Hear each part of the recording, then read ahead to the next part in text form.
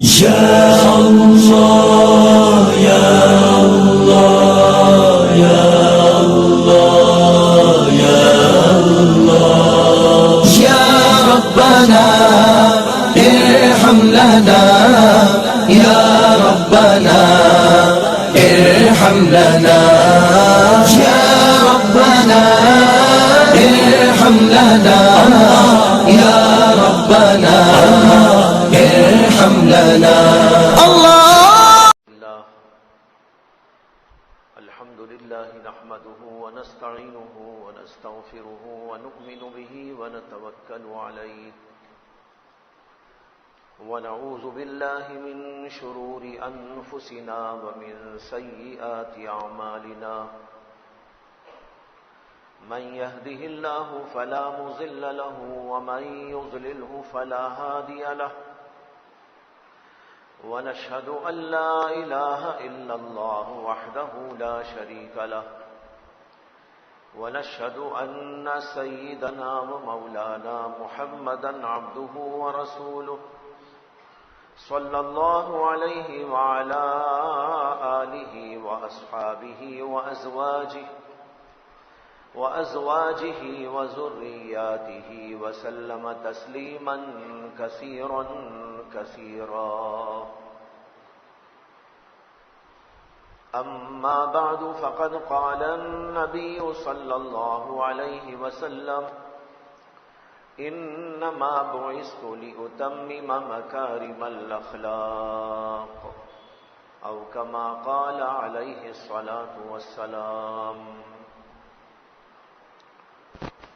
محترم حضرات، بھائیوں، بزرگوں اور دوستوں،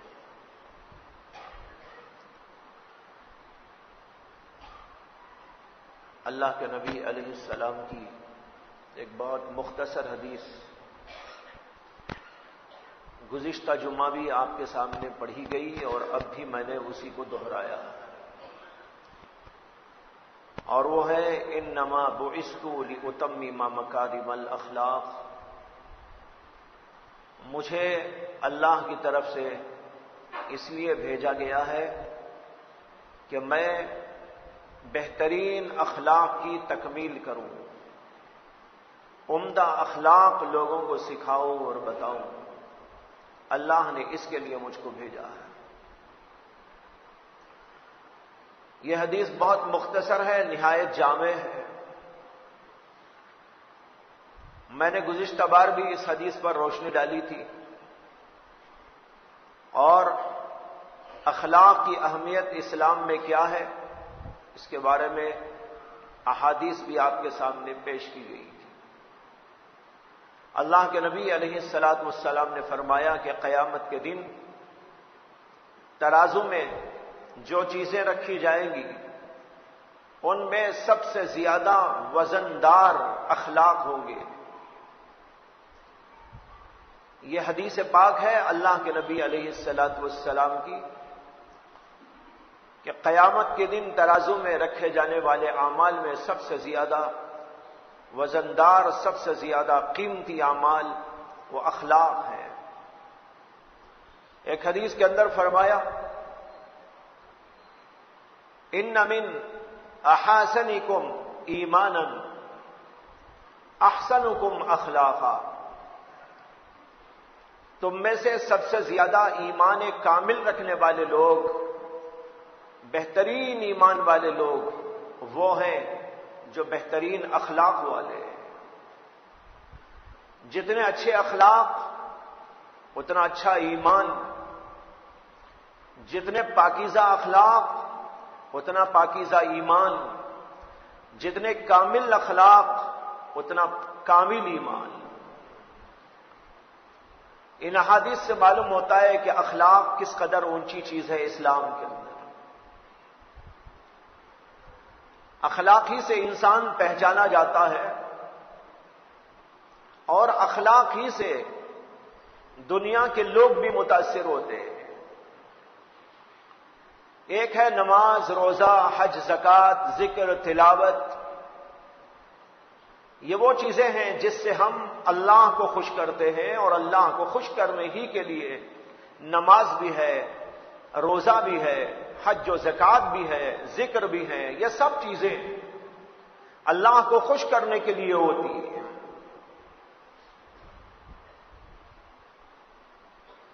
اور یہ وہ چیزیں ہیں جن کا براہ راست اللہ سے تعلق ہے۔ اس لیے دیکھیے ان عبادتوں کو اللہ تعالیٰ نے اپنوں کے درمیان میں محصور رکھا ہے۔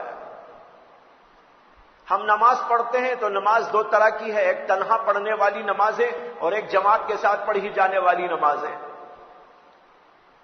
لیکن یہ جماعت کا جو نظام ہے وہ بھی مسجدوں میں ہوتا ہے۔ ہم مسجدوں میں آتے ہیں، مسجد میں نماز پڑھتے ہیں، یہاں غیر لوگ کوئی نہیں رہتے، ہماری نماز کو غیر لوگ نہیں دیکھا کرتے، دیکھتے ہیں تو اپنے ہی لوگ دیکھتے ہیں۔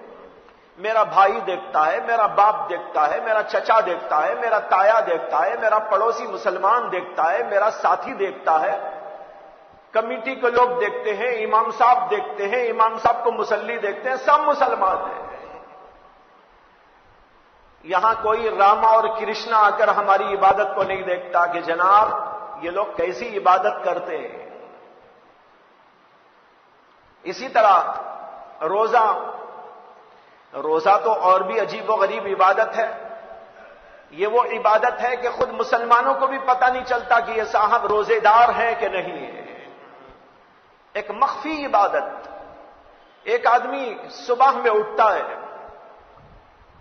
اور چھپے چھپائے سحری کر لیتا ہے، اس کے بعد خاموش اپنے کام میں لگا ہوا ہے، نماز کے وقت روزانہ کی طرح نماز پڑھتا ہے اور کاموں کی طرح کام کرتا ہے، بے پار کو جاتا ہے، اور جب شام ہوتی ہے تو پھر اپنے گھر میں جا کے افطار کر لیتا ہے۔ اب نہ اس کے پڑوسی کو معلوم ہوتا ہے، نہ اس کے ساتھیوں کو معلوم ہوتا ہے، نہ دوستوں کو معلوم ہوتا ہے، کسی کو پتہ نہیں چلتا کہ یہ آدمی روزہ رکھا ہوا تھا۔ اسی لیے حدیث میں آتا ہے کہ اللہ کے نبی علیہ الصلوۃ والسلام نے فرمایا، اللہ تعالیٰ قیامت کے دن روزے دار سے کہیں گے الصوم لی وانا اجزی بہ، روزہ تو خالص ایسی عبادت ہے جو میرے ہی لیے ہوتی ہے، اس میں کسی اور کا دخل عمل ہو ہی نہیں سکتا ہے۔ الصوم لی وانا اجزی بہ، اور میں خود اپنے ہاتھ سے اس کا بدلہ اور اس کی جزا تم کو دوں گا۔ نماز کا بدلہ فرشتوں کے ذریعے دلائیں گے، زکات کا بدلہ فرشتوں کے ذریعے اللہ عطا فرمائیں گے، لیکن روزے کا بدلہ اللہ اپنے ہاتھوں سے خود دیں گے، کوئی بیچ میں فرشتہ بھی حائل نہیں ہوگا۔ تو یہ عبادت تو ایسی کہ خود اپنوں کو پتہ نہیں چلتا تو دوسروں کو کیا پتہ چلے گا۔ اور زکات بھی ایسی عبادت ہے جو اپنوں میں ہوتی ہے۔ آدمی اپنے مال میں سے کچھ نکالتا ہے اور پھر اس کے بعد مسلمان لوگوں کو زکات دیتا ہے، غیروں کو زکات نہیں دی جاتی۔ زکات تو اپنے لوگوں کو دی جاتی ہے، ہاں عام نفلی صدقہ تو سب کو دیا جاتا ہے، لیکن جہاں تک زکات ہے وہ صرف مسلمانوں میں دی جاتی ہے۔ اس لیے زکات کے بارے میں بھی اگر کوئی جانتا ہے کہ یہ لوگ زکات دیتے ہیں، صدقہ کرتے ہیں، اللہ کے لیے کچھ نکالتے ہیں، غریبوں کی امداد کرتے ہیں، تو وہ مسلمانوں کے درمیان میں اس کا تعارف ہوتا ہے، غیروں کو تو اس کا علم نہیں ہوتا۔ اور پھر ایک رہ گئی عبادت حج کی عبادت بھی ایسی ہے جو مکۃ المکرمہ میں جا کے ادا ہوتی ہے، اور یہ وہ علاقہ ہے جہاں پر غیروں کا داخلہ ہی ممنوع ہے۔ وہاں تو کوئی غیر جا ہی نہیں سکتا کہ ہم وہاں کیا کر رہے ہیں، کیسی عبادت کر رہے ہیں، وہاں پر کعبۃ اللہ میں کیا ہوتا ہے، وہاں پر عرفے کے میدان میں کیا ہوتا ہے، اور جمرات کے پاس میں کیا ہوتا ہے، مینا کے مقام پر کیا ہوتا ہے، حاجی لوگ کس طرح کرتے ہیں، کیا کرتے ہیں۔ بھائی یہ تو سب اپنے ہی اپنے ہوتے ہیں، اپنے لوگ اپنے لوگوں کو دیکھتے ہیں، وہاں غیروں کے سامنے یہ عبادت آتی ہی نہیں۔ یہ چار عبادتیں بڑی بھاری عبادتیں ہیں، نماز، روزہ، حج، زکات، یہ سب اپنوں میں پہچانی وہ جانی جاتی ہیں، غیروں کے درمیان میں اس کا کوئی تعارف نہیں ہوتا۔ اگر غیروں میں کسی چیز کا تعارف ہوتا ہے لوگ ہم کو جاننا چاہتے ہیں کہ بھئی مسلمان کیسے ہوتے ہیں، تو ان کے لیے جاننے کا ایک ہی طریقہ ہے، وہ ہے اخلاق۔ وہ ہم کو نماز سے نہیں جان سکتے، روزے سے نہیں جان سکتے، زکوٰۃ سے بھی نہیں جان سکتے، حج سے بھی ہم کو نہیں پہچان سکتے۔ اگر مسلمانوں کا کردار اور مسلمانوں کے اخلاق ان کے سامنے آتے ہیں اور آ سکتے ہیں، وہی ایک ذریعہ ہوتا ہے جس سے کہ لوگ مسلمانوں کو جان سکتے ہیں، سمجھ سکتے ہیں۔ اس لیے کہ ہم میں سے کچھ لوگ ہوتے ہیں بیپار کرنے والے، کچھ لوگ ہوتے ہیں سفر کرنے والے، کچھ لوگ ہوتے ہیں اسکولوں کو جانے والے، کچھ لوگ ہوتے ہیں آفسوں میں کام کرنے والے، مختلف قسم کے ہم میں کے جو لوگ دنیا کے مختلف کام دھندوں میں جاتے ہیں، وہاں غیروں سے ان کو سابقہ پڑتا ہے، آفسوں میں سابقہ پڑتا ہے، ڈاکٹر صاحب کو اپنی کلینک میں اور ہاسپٹلوں میں سابقہ پڑتا ہے، انجینئر صاحب کو مختلف اور مواقع پر غیروں سے تعلق پیدا ہوتا ہے، اسی طریقے پر اسکول کو جانے والوں کو تعلق پیدا ہوتا ہے، پڑھانے والوں کو تعلق پیدا ہوتا ہے، غیروں کے سامنے آشکارا ہوتا ہے۔ اسی طرح ہم جب چلتے ہیں، پھرتے ہیں، آتے ہیں، جاتے ہیں، بسوں میں سفر کرتے ہیں، ایئرپورٹوں میں جاتے ہیں، فلائٹ میں سفر کرتے ہیں، ٹرینوں میں جاتے ہیں، وہاں سفر کرتے ہیں، آتے جاتے مختلف جگہ پر غیروں سے تعلق ہوتا ہے، وہاں ہم کو دیکھنے والے کروڑوں کی تعداد میں ہم کو دیکھتے ہیں، یہ جانے والا کون ہے؟ وہ یہ اٹھنے والا کون ہے؟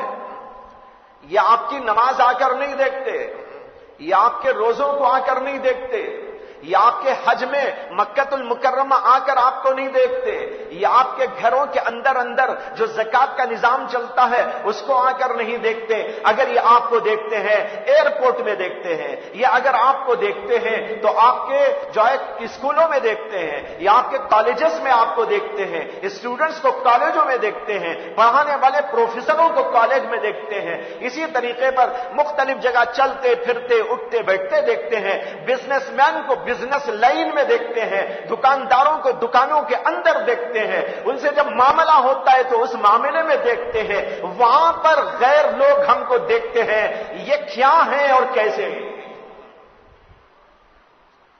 اب یہاں ہم کو دکھانا ہے اسلام نے ہم کو کیا تعلیم دی ہے، اسلام نے ہم کو بات چیت کا کیسا طریقہ بتایا ہے، اسلام نے چلنے اور پھرنے کا کیا انداز ہم کو دیا ہے، اسلام نے ہم کو دوسرے لوگوں سے تعلق کرتے ہوئے اور دوسرے لوگوں سے معاملہ کرتے ہوئے کن اصول اور آداب اور قواعد اور ضوابط کی ہم کو تعلیم دی۔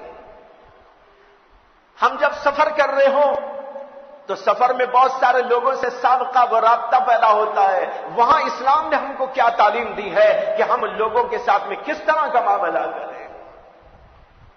دیکھیے یہ چیز ہے جہاں پر اخلاق نمایاں ہوتے ہیں، اخلاق کو پیش کرنے کا یہی سیزن، یہی موسم، یہی جگہ، یہی جو ہے محل ہوتا ہے، یہیں پر جا کر ہم لوگوں کے سامنے پیش کر سکتے ہیں اسلام کے اخلاق کیا ہیں۔ اس لیے کہ اخلاق کا جو تعلق ہے اس کا تعلق تو مخلوق ہی سے ہے، نماز کا تعلق تو براہ راست اللہ سے ہے، زکوٰۃ کا تعلق بھی اللہ سے ہے، روزے کا تعلق بھی اللہ سے ہے، حج کا تعلق بھی اللہ سے ہے، لیکن اخلاق کا تعلق تو غیروں سے ہے، اور غیروں میں مسلمان بھی ہیں اور اس کے علاوہ غیر مسلم بھی ہیں۔ غیر سے مراد اپنا غیر، میرا غیر آپ ہیں، یعنی مطلب یہ ہے غیر سے دوسرے لوگ۔ اب وہ دوسرے لوگ چاہے وہ اپنے رشتہ دار ہوں، چاہے وہ پڑوسی لوگ ہوں، چاہے وہ غیر مسلم لوگ ہوں، ہندو اور عیسائی اور دوسرے لوگ ہوں، اگر ہمارے اخلاق اور کردار کو ہم پیش کر سکتے ہیں تو یہ دوسرے ہی لوگوں کے ذریعے دوسرے ہی لوگوں کے سامنے پیش کیا جا سکتا ہے۔ اب اس کو دیکھا جاتا ہے، اپنے بھی دیکھتے ہیں غیر بھی دیکھتے ہیں، اپنے تو دیکھتے ہی ہیں، مسلمان کو دیکھتا ہے، مسلمان کا زیادہ تعلق مسلمان سے ہوتا ہے، کھاتے ہوئے پیتے ہوئے بیپار کرتے ہوئے چلتے پھرتے ہوئے شادی بیاہ میں اور موقعوں پر اور پھر اس کے ساتھ غیر لوگوں سے بھی اس کا تعلق ہوتا ہے، جیسے کہ تفصیل میں نے عرض کی ہے، عیب ایسے موقع پر یہ غیر لوگ ہم کو دیکھتے ہیں اور وہاں ہم کو پیش کرنا ہے اسلام کے اخلاق اور آداب اور اسلام کی تعلیمات کہ اسلام نے ہم کو کیا بنایا، کیا سکھایا ہے۔ لیکن جب ہم دیکھتے ہیں اس موضوع پر غور کرتے ہوئے تو ایسا لگتا ہے کہ ہم لوگوں کے اندر انتہائی کمی موجود ہے، انتہائی کمی۔ حتیٰ کہ اس کمی کا اندازہ اس سے کیجئے کہ جو لوگ ہم نے نمازی ہیں، روزے دار ہوتے ہیں، حج پر حج کرتے ہیں، عمروں پر عمرے بھی کرتے ہیں، لیکن اخلاق کا نمبر آتا ہے تو ان کے پاس آپ کو اخلاق نظر نہیں آتے۔ جی نماز تو نظر آ جائے گی، زکات پر زکات بھی دیتے چلے جا رہے ہیں، اور حج پر حج بھی ہو رہا ہے، عمرے کی تو کوئی تعداد ہی نہیں ہے، ماشاءاللہ مال دے دیا ہے اللہ نے تو عمرے پہ عمرے ہو رہے ہیں۔ لیکن اصل عمرہ وہ نہیں ہے، اصل عمرہ تو اللہ سے تعلق کا نام ہے، اصل حج تو اللہ سے تعلق کا نام ہے۔ وہ تعلق رکھ کر جانا وہ الگ چیز ہے، مال کی بنیاد پر گھومنے کے لیے چلا جانا یہ الگ بات ہے۔ جائیے جس کو اللہ نے مال دیا جائے، لیکن صرف مال کی بنیاد پر نہ جائے بلکہ اپنے اخلاق بھی بنائیں، اپنے اندرون کو بھی بنائیں، اپنے اندر اللہ کی محبت بھی پیدا کریں، اپنے اندر اللہ کا خوف بھی پیدا کریں، آخرت کی فکر و طلب بھی پیدا کریں۔ ماشاءاللہ ایسے بزرگان دین گزرے ہیں جن میں سے بعض نے 80 حج کیے، 80 حج تاریخ کے اندر موجود، 50-60 حج کرنے والے لوگ بھی موجود، بہت سے اکابرین ایسے گزرے ہیں انہوں نے 50 حج کیے، کسی نے 60 حج کیے۔ ہمارے شیخ و مرشد حضرت مولانا شاہ ابرار الحق صاحب نور اللہ مرقدہ تو کم 50 حج کیے ہوئے تھے، اور 2 کر لیتے، آخری زمانے میں بیماری آ گئی تھی، چلنا پھرنا دشوار ہو گیا تھا، اور اس کی وجہ سے حضرت جو ہے آخری 2 سالوں میں حج نہیں کر پائے، اگر وہ 2 سال بھی حج کر لیتے تو 50 پورے ہو جاتے۔ لیکن ان کا دل کیسا تھا، ان کی عبادت کیسی تھی، ان کا اللہ سے تعلق کیسا تھا، وہ کیا سمجھ کر جاتے تھے۔ بھائیوں یہ چیز ہے جو اپنے اندر پیدا کرنے کی ہے۔ ایک آدمی حج پر حج کر رہا ہے اور عمروں پر عمرے، عمرے پر عمرے کرتا چلا جا رہا ہے، لیکن محض مال کی بنیاد پہ کر رہا ہے، دل کی بنیاد پر نہیں کر رہا ہے۔ اللہ دل کے حج کو قبول کرتے ہیں، اللہ دل کی نماز کو قبول کرتے ہیں، اللہ دل کی عبادتوں کو قبول کرتے ہیں، صرف ظاہراً کی دیکھ کر نہیں قبول کر لیا جاتا۔ تو میں بتا رہا تھا کہ اصل چیز جو غیروں کے سامنے جاتی ہے، مخلوق سے جس کا واسطہ ہوتا ہے، مخلوق جس سے انسان کو پرکھتی ہے، جانچتی ہے، وہ ہے اخلاق۔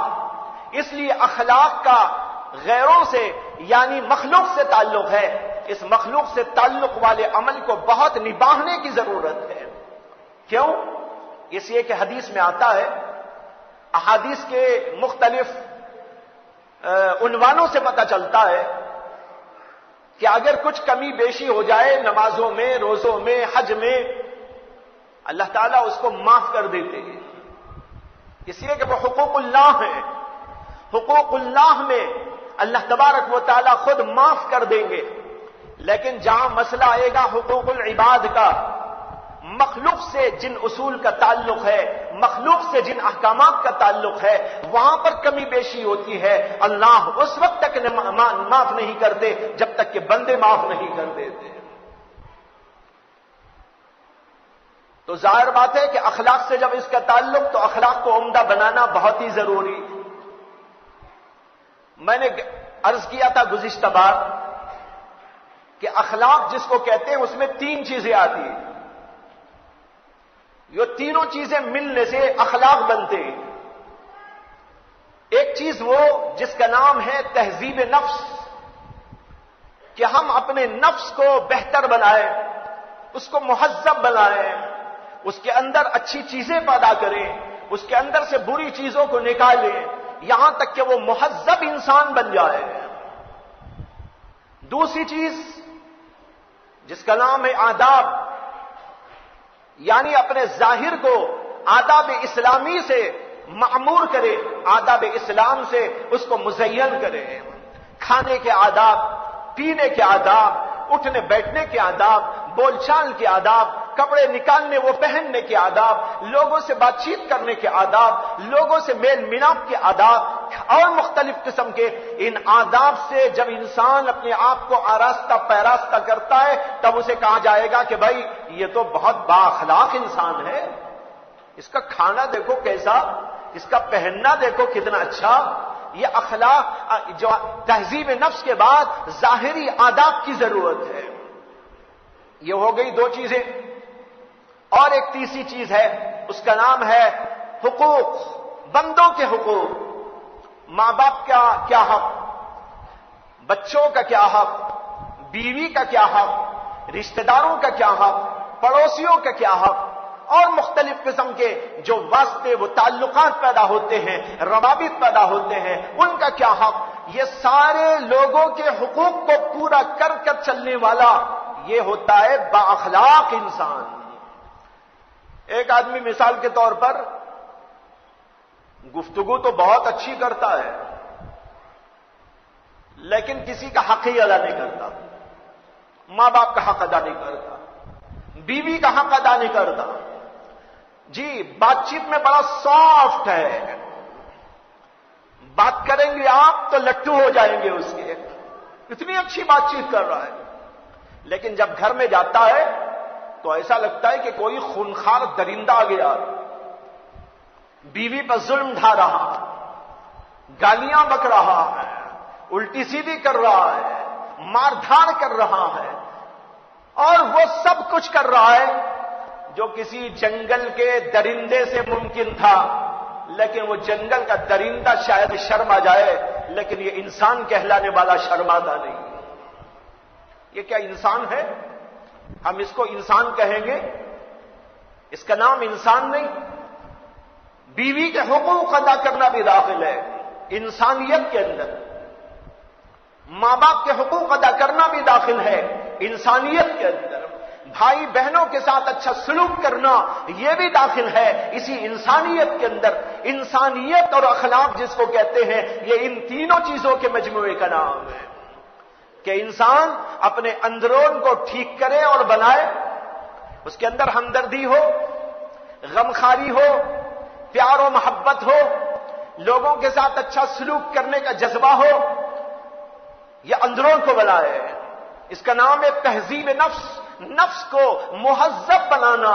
اگر مہذب نہیں بنا وہ انسان اندر والا تو پھر وہ درندوں جیسی حرکتیں کرنے پر تل جاتا ہے۔ آج بھائیو دنیا کا سب سے بڑا مسئلہ کیا ہے؟ دنیا میں بڑی اتھال پتال ہو رہی، دنیا بھر کے حالات بڑے خراب ہو رہے، ہندوستان کے حالات خراب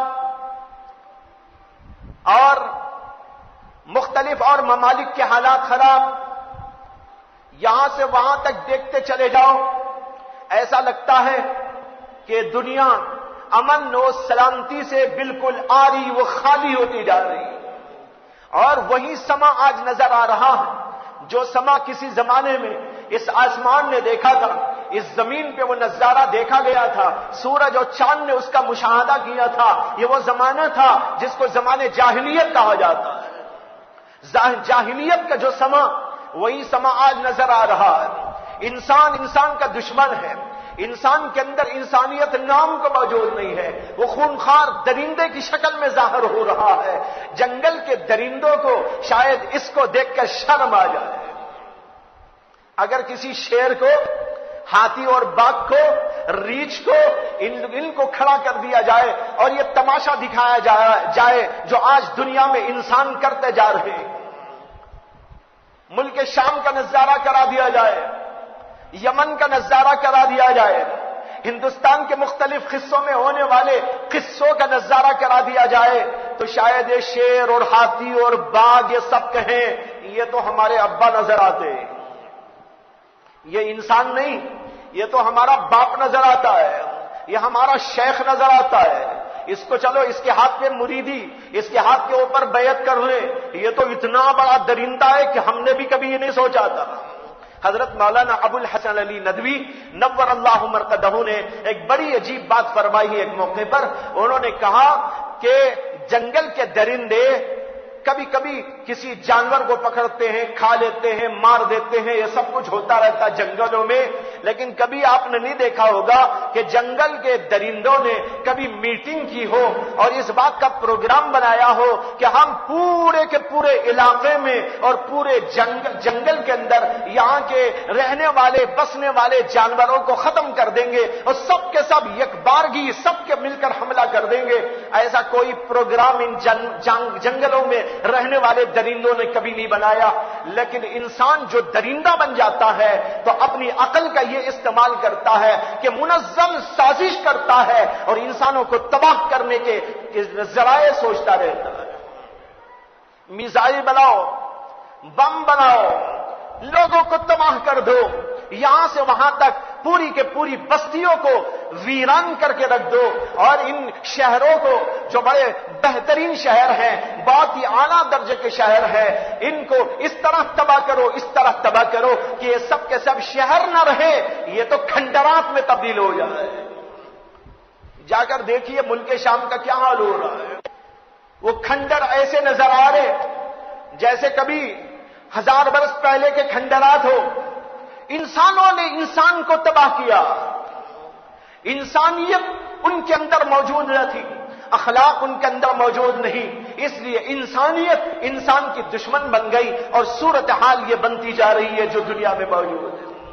اس لیے اگر یہ سوال اٹھایا جائے آج کی دنیا کا اور آج کے ماحول کا سب سے بڑا سوال کیا ہے، سب سے بڑا مسئلہ کیا ہے؟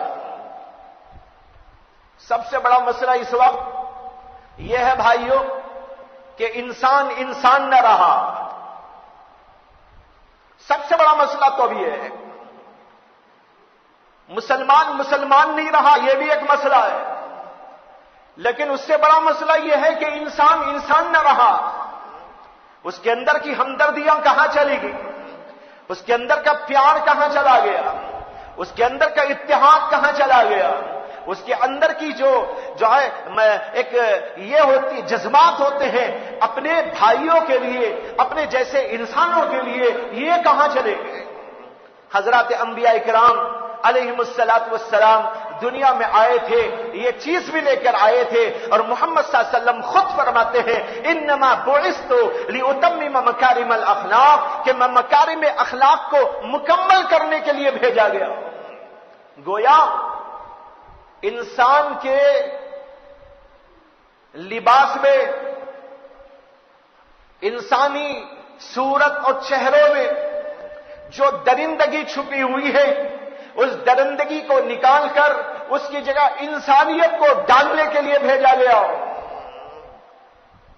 صورت اور چہرے کے تو سب انسانی تھے. کیا ابو جہل انسان نہیں تھا؟ کیا ابو لہب انسان نہیں تھا؟ اور اس کے علاوہ دنیا کے مختلف خطوں کے لوگ اور عرب کے مختلف قبائل کے لوگ جو دن رات لڑتے تھے، دن رات جھگڑتے تھے، دن رات انسانوں پہ ظلم ڈھاتے تھے، جو آدمی باقوت ہوتا تھا وہ اپنی قوت کے ذریعے سے جو ہے معمولی لوگوں کو ختم کرنے کے لیے تیار ہو جاتا تھا. ہر چھوٹا بڑے کے حساب سے دیکھو مظلوم نظر آتا تھا. اس فضا کے اندر اللہ کے نبی صلی اللہ علیہ وسلم یہ اعلان کرتے ہیں انما بعثت لاتمم مکارم الاخلاق. تو بھائیوں سب سے بڑا مسئلہ اس دور کا ہے، اور یہ مسئلہ حل کرنے کے لیے کوئی نئی قوم وجود میں نہیں آئے گی، نئی امت کو برپا نہیں کیا جائے گا. اس لیے کہ یہ امت جس کو امت محمدیہ کہتے ہیں یہ آخری امت ہے. اللہ نے اس امت کو آخری امت بنا کر بھیجا. اس لیے یہ آخری امت ہے کہ ہمارے نبی آخری نبی. قومیں جو بنتی تھی، امتیں جو بنتی تھی، وہ نبوت کے واسطے سے بنتی تھی. نبی آیا ہے، نبی کی وجہ سے ایک امت برپا ہوئی، وہ نبی چلا گیا، اس کی امت ختم ہوئی، دوسرا نبی آیا، دوسری امت برپا ہوئی. بڑی امتوں کا سلسلہ جاری رہا، حضرت آدم علیہ السلام سے لے کر محمد عربی صلی اللہ علیہ وسلم سے پہلے تک، لیکن جب آپ آئے آپ کے بارے میں اعلان کر دیا گیا کہ آپ خاتم النبیین ہیں، آپ آخر النبیین ہیں، لہذا آپ آخری پیغمبر، تو یہ امت یہ آخری امت ہے، اب کوئی نبی بھی نہیں آئے گا، نئی امت بھی نہیں آئے گی، امت یہی برقرار رہے گی۔ اسی امت کی یہ ذمہ داری ہے کہ وہ انسانوں کو جو انسانیت سے محروم ہو چکے ہیں دوبارہ انسانیت کا سبق پڑھائے۔ یہ آپ کی ذمہ داری، یہ میری ذمہ داری، تمام مسلمانوں کی ذمہ داری۔ اس وقت کا سب سے بڑا مسئلہ ہے کہ دنیا کے اندر غارت گری کا بازار گرم ہے، دنیا کے اندر فساد کا بازار گرم ہے، ہر جگہ پر ظلم کا بازار گرم ہے۔ اس ظلم کی فضا میں، فساد کی فضا میں اور غلط ماحول میں اور ایسے ماحول میں جہاں انسانوں کی کوئی قدر برقرار نہیں، قدر ہے تو بہت سی چیزوں کی قدر ہے، روپے کی بہت قدر ہے، سونے کی بہت قدر ہے، چاندی کی بہت قدر ہے، کپڑوں کی بہت قدر ہے، یہاں تک کہ جوتوں کی بھی قدر ہے۔ اگر کوئی بے قدر دنیا میں نظر آتا ہے تو سب سے زیادہ انسان نظر آتا ہے۔ انسان کی کوئی قدر، انسان کی کوئی عزت، انسان کا کوئی مقام دنیا میں باقی نہ رہا۔ اس طریقے پر انسانوں کو ختم کر دیا جا رہا ہے جیسے گاجر اور مولی کو کاٹ کر ختم کر دیا جاتا ہے، ان کے شہروں کو برباد کر دیا جا رہا ہے، شہروں کو کھنڈرات میں تبدیل کر دیا جا رہا ہے، معصوم بچوں کو قتل کر دیا جا رہا ہے اور عورتوں کو ختم کر دیا جا رہا ہے، ان کی عزتوں کو لوٹ لیا جا رہا ہے، ان کے ساتھ بدسلوکی کی جا رہی ہے۔ عجیب و غریب فضائیں اس وقت جو دنیا کے اندر قائم ہو گئی۔ اس فضا کو اگر کوئی قوم اٹھ کر کھڑی ہو کے سبق پڑھا سکتی ہے، سبق دے سکتی ہے اور ان کو راہ راست پر لانے کی قابلیت اور صلاحیت رکھتی ہے تو وہ وہی قوم ہے جس کا نام ہے امت محمدیہ۔ اسی ایک نئی کوئی قوم، نئی کوئی امت آنے والی نہیں، اور اسی امت کو یہ کام کر رہا ہے۔ لیکن عجیب بات یہ ہے یہ امت خود اسی بیماری کی شکار ہے جس بیماری کے شکار اور لوگ، یعنی یوں کہیے کہ ایک جگہ پر ایک ہاسپٹل ہے اور ہاسپٹل میں دھڑا دھڑ بیماروں کو لا کے جمع کیا جا رہا ہے کہ بھائی ان کو ایک بیماری لگ گئی ہے اور ان کو یہ جو ہے سخت ترین وبائی بیماری کے شکار ہو چکے ہیں، موت کے منہ میں جانے کو تیار بیٹھے ہیں، معلوم نہیں کہ 1 گھنٹہ یہ برقرار رہیں گے، یہ 2-4 گھنٹے باقی رہیں گے، کبھی نہ کبھی گھنٹے 2 گھنٹے 4 گھنٹے گھنٹوں میں یہ موت کے منہ میں چلے جائیں گے۔ اس صورتحال سے 2-4 لوگوں کو لا کر ہاسپٹل میں ایڈمٹ کیا جا رہا ہے، لیکن وہاں کے جو ڈاکٹرز تھے، وہاں کی جو نرسیں تھیں، وہ سب بھی اسی مرض کے مریض ہیں اور اسی کا شکار ہو گئے۔ آپ بتاؤ کہ اس ہاسپٹل میں علاج ہوگا جس ہاسپٹل کے ڈاکٹر بھی اسی خطرناک بیماری سے دوچار ہو، وہاں کی ساری نرسیں وہ سب بھی اسی بیماری کے شکار ہو اور ان کی بھی سانس پھول رہی ہو اور اب نہیں تو تب ان کی بھی جان خطرے میں ہو اور ان کو لا کر مریضوں کو دکھایا جا رہا ہو کہ دیکھو یہ مریض ہیں، دیکھو یہ مریض ہیں، وہ ڈاکٹر صاحب کیسے دیکھیں گے؟ وہ نرس اس کا کیسے کچھ کرے گی؟ نہ نرس اسے دیکھنے کے قابل، نہ وہ ڈاکٹر اسے دیکھنے کے قابل، اس لیے کہ اسے تو خود اپنے لانے پڑے ہوئے۔ بالکل یہی مثال آج ہماری اور پوری امتوں کی، پوری قوموں کی۔ قومیں بیمار ہیں، قوموں کو ظلم کا مرض پکڑ لیا ہے، قوموں میں فساد کا مرض گھس گیا ہے، مختلف اقوام میں بدسلوکی اور بد انسانیت اور بد اخلاقی کا مرض گھس کے ان کو گھن لگا چکا ہے۔ یہ سارے بیمار یہاں سے وہاں تک نظر آ رہے ہیں، اس کا علاج کون کرے؟ ساری دنیا یہی کہتی ہے اور کہنا بھی چاہیے کہ امت محمدیہ یہ علاج کرے گی، اس لیے کہ یہ علاج اسی امت کو دیا گیا ہے۔ اللہ نے قرآن میں فرمایا کنتم خیر امۃ اخرجت للناس تأمرون بالمعروف وتنہون عن المنکر۔ اللہ نے کہا کہ تم بہترین امت ہو اس لیے کہ تمہارے اندر تو ساری صلاحیتوں کو کوٹ کوٹ کے بھرا گیا ہے۔ اس امت کو برپا کیا گیا دنیا کی تمام قوموں کی اصلاح کے لیے، دنیا کی تمام قوموں میں صلاح و فساد صلاح پھیلانے کے لیے، تمام دنیا کی قوموں کے اندر بھلائیوں کا سبق پہنچانے کے لیے، ساری دنیا کو یہ بتانے کے لیے کہ ہم ایک چیز، ایک نسخہ شفا لے کر آئے ہیں، اور یہ نسخہ شفا محمد صلی اللہ علیہ وسلم نے ہم کو عطا کیا ہے، اور محمد صلی اللہ علیہ وسلم کو یہ نسخہ شفا آسمانوں سے بھیجا گیا تھا، اور بیچ کے اندر واسطہ کوئی اور کا نہیں بلکہ جبریل امین علیہ السلام کا تھا۔ جبریل فرشتے کے ذریعے اللہ نے یہ نسخہ شفا بھیجا تھا، اور ہم کو یہ عطا کیا گیا کہ اس نسخہ شفا کو خود پہلے استعمال کرو، تمہاری بیماریاں ختم ہو جائیں گی، اور پھر اس کے بعد ساری دنیا کو دو، ساری دنیا کے اندر سے فساد ختم ہو جائے گا، ان کے اندر پیار آئے گا، ان کے اندر محبت آئے گی، ان کے اندر اخلاق آئیں گے، ان کے اندر انسانیت پیدا ہوگی، ان کے اندر تعلق مع اللہ پیدا ہوگا، ان کے اندر بہترین صفات پیدا ہو جائیں گی، ان کے اندر سے انسانیت جو نکل چکی ہے دوبارہ وہ داخل ہو جائے گی۔ تم سب سے پہلے اس کو استعمال کرو، اور پھر اس کے بعد ساری قوموں کو دے دینا۔ ایک ایک گھونٹ بھی کافی ہے، ایک ایک گھونٹ بھی پلا دو، قوموں کی قومیں بدلتی چلی جائے گی۔ یہ نسخہ شفا تھا، محمد عربی صلی اللہ علیہ وسلم کو دے کر بھیجا گیا تھا۔ یہ میں ہی اوٹ پٹانگ باتیں نہیں کر رہا ہوں، یہ جو کچھ کہہ رہا ہوں قرآن و حدیث کی روشنی میں اور محمد صلی اللہ علیہ وسلم کی سیرت کی روشنی میں عرض کر رہا ہوں۔ آپ اس دور کو یاد کیجئے جس دور میں محمد صلی اللہ علیہ وسلم تشریف لائے تھے، وہ دور کیسا دور تھا؟ کیا اس دور میں وہی سب کچھ نہیں ہو رہا تھا جو آج آپ کو اپنی آنکھوں سے نظر آ رہا ہے؟ کیا ظلم نہیں کیا جا رہا تھا؟ کیا لڑکیوں کو زندہ درگور نہیں کیا جا رہا تھا؟ کیا وہاں پر مار دھاڑ نہیں ہو رہی تھی؟ کیا وہاں قتل و قتال کا بازار گرم نہیں تھا؟ کیا وہاں قوموں کی قوموں کو یوں قتل نہیں کر دیا جاتا تھا کہ ان کو ملیامت کر کے رکھ دیا جائے؟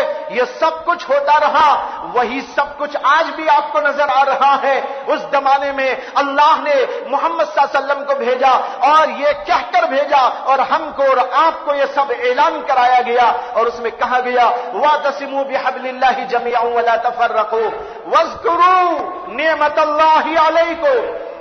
اللہ اکبر! اے کاش کہ کوئی سمجھ جائے اللہ کیا کہنا چاہتے ہیں، اللہ کیا پیغام دینا چاہتے ہیں، اور یہ نعمت اللہ کیا ہے، وہ نعمت جس کا اللہ ذکر کر رہے ہیں اور ہم کو یاد دہانی کر رہے۔ وَاذْكُرُوا نِعْمَتَ اللَّهِ عَلَيْكُمْ، اللہ کی جو نعمت تمہارے اوپر ہوئی اس نعمت کو یاد کرو۔ ہمارا دماغ جیسے مشہور ہے بلی کے خواب میں چھچڑے، بلی سوچتی ہے تو چھچڑے ہی اس کے خواب میں آتے ہیں، اس کے ذہن میں آتے ہیں۔ ہماری زبان میں جب ہم کہتے ہیں نعمت، یہ کہتے ہی کھانا، بریانی، ڈشیں، یہی سب کچھ آتا ہے۔ کیا یہی نعمت ہے؟ جی کھانا بھی اللہ کی نعمت ہے، پانی بھی اللہ کی نعمت ہے، یہ سب بھی اللہ کی نعمتیں ہیں، لیکن یہاں جس نعمت کا اللہ نے ذکر کیا آج پوری امت اس نعمت کو بھولی ہوئی ہے۔ اللہ نے کہا وَاذْكُرُوا نِعْمَتَ اللَّهِ عَلَيْكُمْ، اللہ کی ایک نعمت تمہارے اوپر ہوئی، اس نعمت کو یاد کرو۔ وہ نعمت تھی محمد رسول اللہ کا وجود، وہ نعمت تھی محمد صلی اللہ علیہ وسلم کا ورود، وہ نعمت تھی محمد صلی اللہ علیہ وسلم کا نزول، وہ نعمت تھی محمد صلی اللہ علیہ وسلم کا دنیا کے اندر کام کاج، اور آپ کی نبوت کا وہ دور جس میں کہ اللہ کے نبی نے پوری دنیا کو ایک طرف سے بناتے بناتے بناتے ساری برائیوں کو ختم کر کے ایک عجیب و غریب دنیا قائم کر دی تھی۔ سارا فساد ختم ہو گیا، ظلم کا دورہ ختم ہو گیا، پیار و محبت کی فضائیں پھوٹ پڑی جس کا تصور اللہ کے نبی کے دنیا میں آنے سے پہلے کوئی نہیں کر سکتا تھا۔ اس کو اللہ نے یاد دہانی کی اور کہا وَاذْكُرُوا نِعْمَتَ اللَّهِ عَلَيْكُمْ إِذْ كُنْتُمْ أَعْدَاءً، اللہ کی نعمت کو یاد کرو، جب تم دشمن بنے ہوئے تھے، قبیلے قبیلوں کو مارتے تھے، انسان انسان کو ختم کرتا تھا، ظلم کا بازار گرم تھا، قتل و قتال کا بازار گرم تھا، ان سب کا عنوان کیا ہے کہ تم سب کے سب ایک دوسرے کے دشمن بنے ہوئے تھے۔ اذ کنتم اعداء، پھر کیا ہوا؟ اللہ نے نعمت بھیجی محمد صلی اللہ علیہ وسلم کی، آپ نے آ کر ایک نسخہ شفا دیا، فألف بین قلوبکم، اللہ تعالیٰ نے تمہارے دلوں کو بدل کر دشمنیوں کو محبتوں میں تبدیل کر دیا۔ الف بین قلوبکم فاصبحتم بنعمتہ اخوانا، اللہ کے نبی کے ذریعے سے تم سب کو بھائی بھائی بنا دیا گیا۔ یہ نعمت ہے کہ نہیں ہے؟ کتنی بڑی نعمت! ظلم کو ختم کیا گیا، فساد کو ختم کیا گیا، دشمنیوں کو ختم کیا گیا، عداوتوں کو ختم کیا گیا، اور بد اخلاقیوں کو ختم کر دیا گیا، اس کی جگہ انسانوں میں انسانیت کو داخل کر دیا گیا، پیار و محبت کا سبق پڑھا دیا گیا، دشمنیاں تبدیل ہو کر محبتوں میں ظاہر ہونے لگی، یہاں تک کہ وہ دشمن جو 50 برس تک لڑتے رہے تھے اب دیکھتے ہیں تو وہ شیر و شکر ہو چکے ہیں۔ یہ پیغام تھا، وہ نسخہ شفا تھا جو محمد صلی اللہ علیہ وسلم لے کر دنیا میں آئے اور دنیا کا نقشہ بدل کے رکھ دیا تھا۔ لیکن افسوس یہ ہے وہ نسخہ شفا ہم خود استعمال نہیں کر رہے۔ قرآن کتنے پڑھتے ہیں، حدیث کتنے لوگ پڑھتے ہیں، سیرت النبی کتنے لوگ پڑھتے ہیں، اس کے اوپر یقین کتنے لوگوں کو ہے، اس کو نسخہ شفا کتنے لوگ سمجھتے ہیں۔ آج تو ان لوگوں نے جن کے اندر فساد تھا، جن کے اندر بغض تھا، جن کے اندر دشمنیاں تھی، جو انسانیت کے دشمن تھے، انہوں نے ہم کو اور آپ کو ایک سبق پڑھایا، ارے بھائیو کالج میں پڑھو بڑی ترقی ہو جائے گی، اور اسکولوں میں پڑھو بڑی ترقی ہو جائے گی۔ بے شک آپ پڑھ لیجئے، منع نہیں ہے، کالج پڑھنا منع نہیں ہے، ڈگری لینا منع نہیں ہے، اور چیزیں پڑھنا منع نہیں ہے، بلکہ اسلام اس کو بھی پڑھنے کی تعلیم دیتا ہے۔ لیکن آپ نے محمد صلی اللہ علیہ وسلم کے کہنے پر شروع نہیں کیا تھا، بلکہ ان لوگوں کے کہنے پہ شروع کیا تھا جو آپ کے دشمن ہیں، میرے دشمن ہیں، نبی کے دشمن ہیں، اللہ کے دشمن ہیں، ساری دنیا انسانیت کے دشمن ہے۔ وہ چاہتے دنیا تباہ ہو جائے، ان لوگوں کے کہنے پر آپ نے پڑھنا شروع کیا تھا، علماء کے کہنے سے آپ نے نہیں پڑھا تھا، نبی کے کہنے سے آپ نے نہیں پڑھا تھا۔ اللہ کے نبی کے فرمانوں میں طب کے پڑھنے کے بارے میں بہت کچھ موجود ہے، لیکن کبھی تم نے وہ نہیں پڑھا۔ کافروں کے کہتے ہی، دشمنوں کے کہتے ہی، بدبختوں کے کہتے ہی، اور انسانیت کے دشمنوں کے کہتے ہی آپ کو بڑا جوش آ گیا، ہم کو یہ پڑھنا ہے، ہم کو وہ پڑھنا ہے۔ آپ نے وہ پڑھنا شروع کیا، ادھر سے قرآن آپ سے ختم ہو گیا، آپ نے حدیث کو اٹھا کے تاقی نسیان پہ رکھ دیا، آپ نے سیرت کا ایک سبق نہیں پڑھا، آپ نے سمجھا یہ فرسودہ نظام ہے، یہ فرسودہ نظام ہے، اس کو اٹھا کے رکھو۔ اس سے کیا فائدہ اس زمانے میں؟ زمانہ بدل گیا ہے، حالات بدل گئے ہیں، نبی کا زمانہ پرانا ہے، قرآن کا زمانہ پرانا ہے، حدیث کا زمانہ پرانا ہے، اب یہ نیا دور ہے، نئے دور میں نئے لوگوں کی بات لینی چاہیے، لہذا آپ لیتے رہے۔ انہوں نے کیا کیا؟ خود انسانیت سے محروم تھے، آپ کو انسانیت سے محروم کر دیا ہے۔ میں اس میں کوئی کمپرومائز کرنے تیار نہیں، میرے الفاظ اٹل ہیں، میرے الفاظ اٹل ہیں، پوری تاریخ کی روشنی میں بول رہا ہوں، پورے حالات کو سامنے رکھ کے بول رہا ہوں۔ امت مسلمہ کو کس طریقے پر قرآن سے دور کیا گیا، حدیث سے دور کیا گیا، اور ان کو اس طرح اٹھا کے رکھ دیا گیا کہ ان کے ذہنوں کے اندر مادیت کا تصور پیدا کیا گیا، ان کے ذہنوں کے اندر مال کی فراوانی کا تصور پیش کیا گیا، ان کے ذہنوں کو مال و دولت کے انبار کے سلسلے میں یہ تصور دیا گیا، اسی سے تمہاری حیات ہے، اسی سے تمہاری زندگی ہے، اسی سے تم جی سکتے ہو، اسی سے تم کائنات پر کام کر سکتے ہو، یہ تصور دیا۔ لیکن بھائیو، آپ کو اور ہم کو، پوری امت کو، بلکہ پوری انسانیت کو انہوں نے اٹھا کر ایک طرف کو ڈھکیلتے چھوڑ دیا، اور وہ ان کے پاس تو سبق وقت تھا ہی نہیں، اخلاق تو ان کے پاس تھے ہی نہیں، ان کے پاس تو انسانیت کا نام و نشان نہیں۔ انسانیت کا سبق آیا تھا تو آسمانوں سے آیا تھا، کوئی لایا تھا، وہ ہمارے نبی لائے تھے۔ کیا کوئی بش لایا تھا، کوئی ٹرمپ لایا تھا، کوئی مودی لایا تھا، یا اور کوئی شخص لایا تھا؟ اگر یہ آیا تھا، آسمانوں سے نظام آیا تھا، اللہ کے نبی اعلان کرتے ہیں انما بعثت لاتمم مکارم الاخلاق، مجھے بھیجا گیا ہے۔ بڑا بامانہ لفظ ہے، میں خود نہیں اٹھ کے کھڑا ہو گیا ہوں، میں کوئی دیوانہ نہیں ہوں، بلکہ مجھ کو باقاعدہ تربیت دے کر اللہ کی طرف سے بھیجا گیا ہے۔ کیا لفظ ہے، اس کے اندر کتنی قوت ہے، اس کے اندر کس قدر جو ہے روب و جلال ہے۔ میں خود نہیں آ گیا ہوں، میں خود اٹھ کے نہیں کھڑا ہو گیا ہوں، بلکہ آیا ہوں، بھیجا گیا ہوں۔ کہاں سے بھیجا گیا ہو؟ اللہ کے دربار سے بھیجا گیا ہو۔ وہ اللہ کون ہے؟ جو زمین کا مالک، جو آسمان کا مالک، جو انسانوں کا مالک۔ جب اللہ نے دیکھا انسانیت پر ظلم کھا رہی ہے، اللہ نے کہا میں برداشت نہیں کرتا کہ ظلم دنیا میں ہوتا رہے۔ اے محمد، آپ کو جانا ہے، آپ کو تربیت دی جائے گی، اس تربیت کو لے کر آپ کو دنیا میں جانا ہے اور انسانوں کو انسانیت کا سبق پڑھا گیا، اس کے لیے بھیجا گیا۔ لیکن بھائیو، کیا عجیب حالات ہیں کہ ہم نے قرآن کو، حدیث کو اور سیرت کے اسباق کو سب کو فرسودہ سمجھ کے اٹھا کے رکھ دیا۔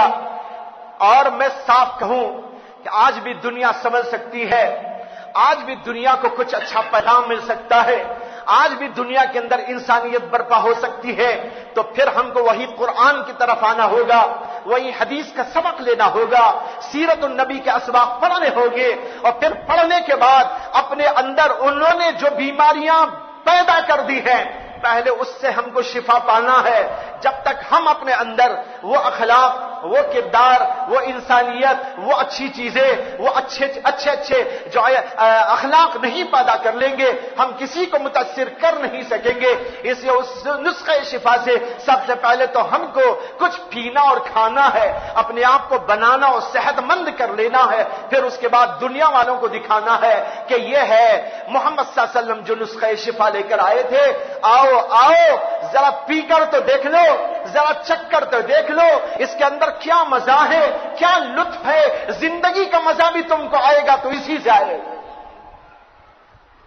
اور پھر تم ایسا نہیں کہ اگر اس کو لے لو تو تمہاری حکومت چھن جائے گی، تمہاری حکومتیں برقرار رہیں گی۔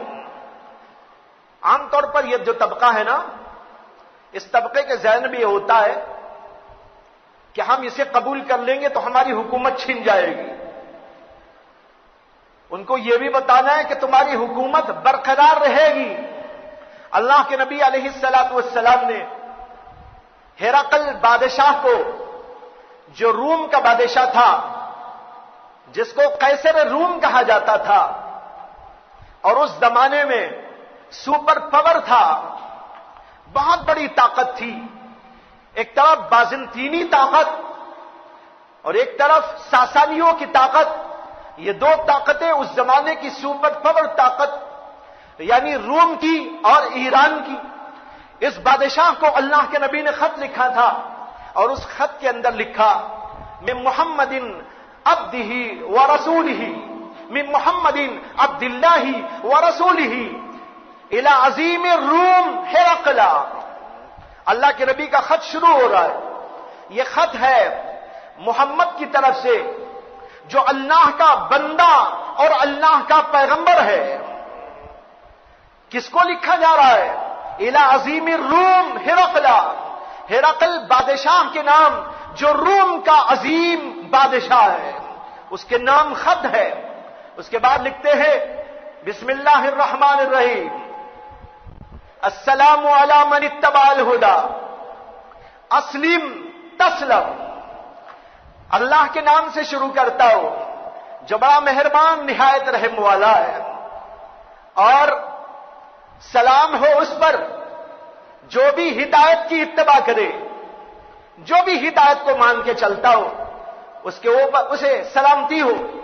اسلم تسلم، اسلام لاؤ سلامتی پاؤ گے، اسلام لاؤ دنیا میں بھی امن و سلامتی ہے، آخرت کے اندر بھی امن و سلامتی ہے، تمہاری حکومت چھن نہیں جائے گی، تمہاری حکومت برقرار رہے گی اور سلامتی کے ساتھ میں باقی رہے گی۔ تو بھائیو، یہ سمجھانے کی بات میں عرض یہ کر رہا تھا، آج جب تک وہ نسخہ شفا ہم استعمال نہیں کریں گے، ہم دوسروں کو بتانے کے قابل نہ ہوں گے یہ کیا ہے۔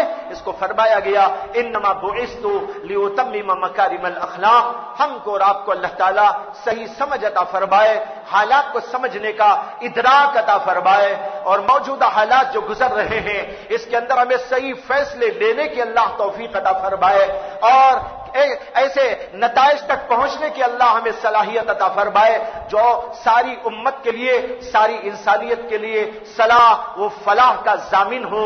اللہ تعالی ہماری اس دعا کو قبول فرمائے۔ وآخر دعوانا ان الحمد للہ رب